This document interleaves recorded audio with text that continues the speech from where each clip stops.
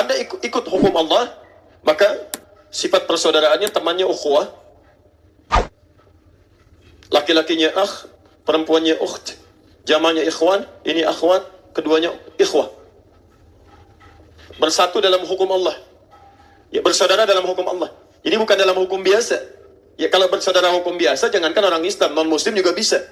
Tapi orang-orang yang disebut ikhwah ini, walaupun dia dekat, sering membantu, baik, tapi tidak mengabaikan hukum-hukum Allah Subhanahu wa Ta'ala. Jelas di sini? Jadi ketika temannya datang, dia mau jamu, bukan karena dia mau datang, tapi karena Allah perintahkan. Ketika dia mau memberi, bukan karena dia butuh, tapi karena Allah perintahkan. Paham sampai sini? Ini yang dimaksud dengan ikhwan, dengan nikmat Allah Subhanahu wa Ta'ala. Maka kalau sudah seperti ini, hidupnya nikmat. Ada yang kedua, hati-hati. Dekat juga hubungannya, tapi kedekatannya tidak dibangun dengan hukum Allah, tapi dibangun dengan syahwat yang mengikuti was-was ataupun bisikan-bisikan setan. Maka oleh Al-Quran diistilahkan pertemanan ini dengan nama qarinun, jamaknya qurana. Awas, hati-hati. Qarinun, jamaknya qurana.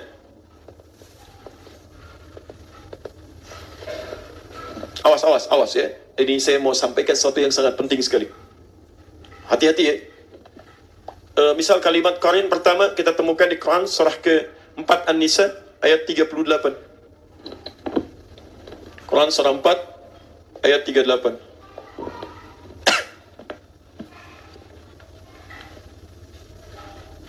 Sudah? Wa may yattakhidhish syaitanu lahu qarinan fasa'a qarina. Ya. Quran surah 4 An-Nisa ayat 38. Posisi paling kanan sebelah atas. Kemudian ada juga di Az-Zukhruf, Quran surah 43. Az-Zukhruf dari ayat 34 sampai ayat 36. Qurana itu ada di Quran surah Fussilat ayat 25. Ini jamaknya Qurana, ya, Quran surah Fussilat ayat 25.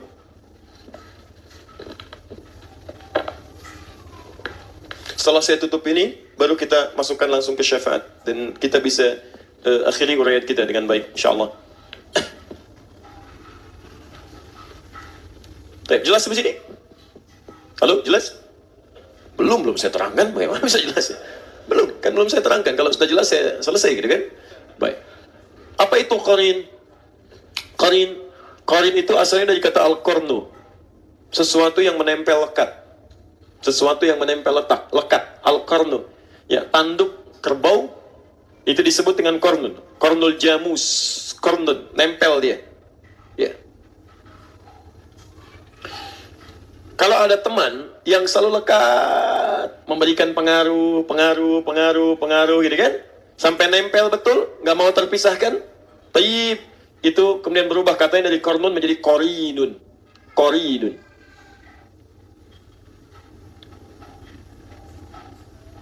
Nah, ada orang-orang yang menjadikan setan sebagai teman dekatnya, dan setan nggak mau berpisah dengan dia. Hati-hati ya. Makanya nanti, kenapa setan disebut dengan qarin? Karena setan itu selalu pengen lekat dengan manusia, seperti tanduk nempel pada kerbau. Ya, dia dekatin terus. Dan selalu membisikkan yang buruk-buruk. Ya, yang buruk-buruk, memberikan was-was, macam-macam, ya, dan sebagainya.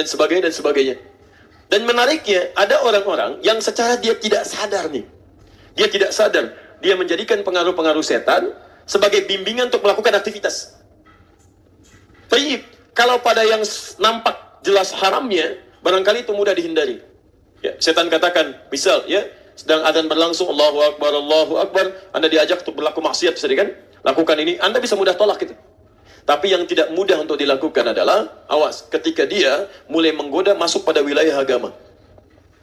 Apa diantaranya? Misal, saya berikan beberapa gambaran. Quran, surah ke-18 ayat 103 sampai 104. Posisi paling kiri di pertengahan.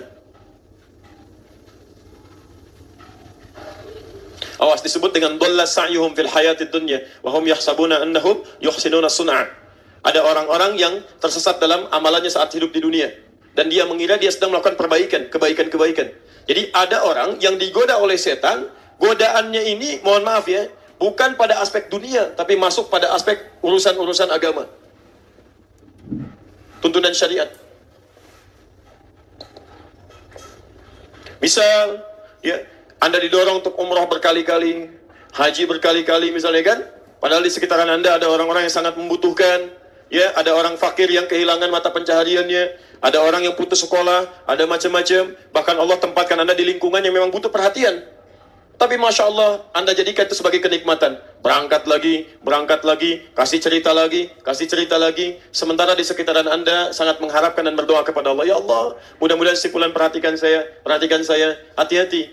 Bila terjadi seperti demikian, orang-orang yang gemar melakukan ibadah dengan kesenangan dan lupa dengan sekitaran sebagai prioritas, itu bagian dari godaan setan. Hati-hati. Jangan-jangan antum sibuk umrah, sibuk haji hanya untuk kesenangan aja. Berangkat lagi ya. Itu setan sudah masuk tuh. Termasuk menanamkan perselisihan, perpecahan, dan sebagainya. Ya, bahkan Nabi sampai mengingatkan, jangan sampai ada orang belajar, siapapun, orang yang belajar, man ta'allama ilman, siapa yang mempelajari satu ilmu, ya, la yuridu bihi, dia tidak meniatkan untuk pencariannya ini, ya, li ghairi wajhillah, selain kepada ridha Allah Subhanahu wa taala. Ya. Apa di antaranya? Ada yang belajar untuk mendebat orang lain, ada yang belajar untuk menjadikan dirinya hebat, ada yang belajar untuk dikenal, ada yang belajar untuk dinilai sebagai seorang alim. Kata Nabi, la yashtamu raihatal jannah. Dia tidak akan pernah mencium bau surga. Hati-hati. Tidak sedikit orang-orang belajar hanya sekedar untuk menampakkan, nih saya yang paling hebat dibanding dengan yang lainnya. Termasuk para ustadz juga, Anda harus sering doakan. Apa Anda kira mudah jadi ustadz? Tidak. Riaknya mungkin ada di situ. Ingin banyak dikenal dengan jamaahnya, tidak ingin terpisah dengan jamaahnya, tidak ingin kehilangan jamaahnya, tidak ingin kehilangan popularitas. Itu tidak mudah. Makanya Nabi ketika akan berdakwah, yang turun pertama itu ayat dakwah, fikih dakwah dulu. Silakan lihat, begitu turun soal Mudaththir itu.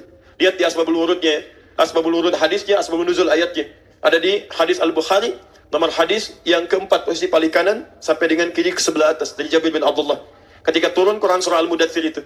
Ya ayyuhal mudaththir, hei yang sedang berselimut, ya, Masya Allah, qum fa'anzir, sekarang mulai berikan peringatan. Apa kaidahnya? Wa rabbaka fakabbir, niatkan tulus untuk mengesahkan Allah, bukan yang lain. Ini artinya apa? Tidak sedikit orang-orang pendakwah yang ketika dia berdakwah, niatnya bukan karena Allah, mungkin karena yang lain. Wa thiyabaka fatahhir, perbaiki penampilan. Wa rujza fahjur, hindarkan kata-kata yang buruk, yang kotor. Ya, betapa banyak orang-orang berdakwah menggunakan kalimat-kalimat kotor. Ada yang jorok, ada yang mengarang ceritanya untuk membuat orang lain tertawa. Tidak sedikit yang menjauhkan dari Allah.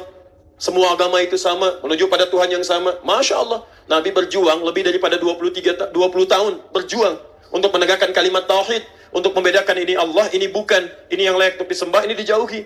Tiba-tiba datang orang membawa gelar tertentu, ya, menyebut dirinya ustadz, macam-macam, mengatakan semua agama sama. Bahkan ada yang masuk ke tempat ibadah orang lain, mencela saudaranya semuslim, mengatakan ini keindahan Islam. Anda siapa sebetulnya?